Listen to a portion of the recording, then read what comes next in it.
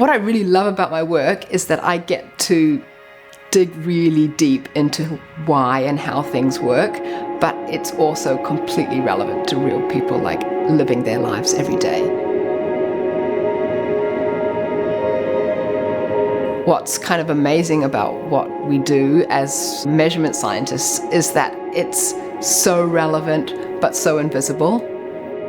When we get on an airplane, we don't worry about whether the bolts have been done up to the right tightness. We don't worry about whether the right amount of fuel has been put into the tank, because there's this whole system of measurements which the scientists here are looking after, which make those things reliable.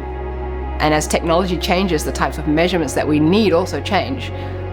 My particular area of interest is in how to quantify human perception of materials. When light hits materials, what happens? Does it get absorbed? Does it reflect? Does it go through? Does it get scattered in lots of different directions? Does it even change color?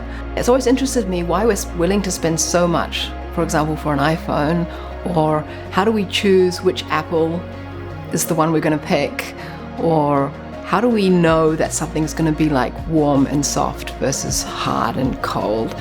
Everyone knows those things from when they're very young without having to do any physics.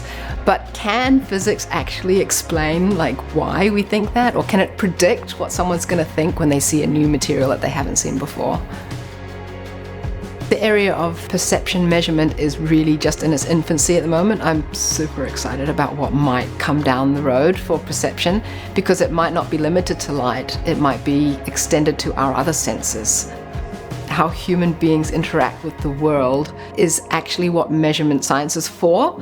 And it's not just objective things, it's all those subjective things. And so there's a lot more things that I'm interested in.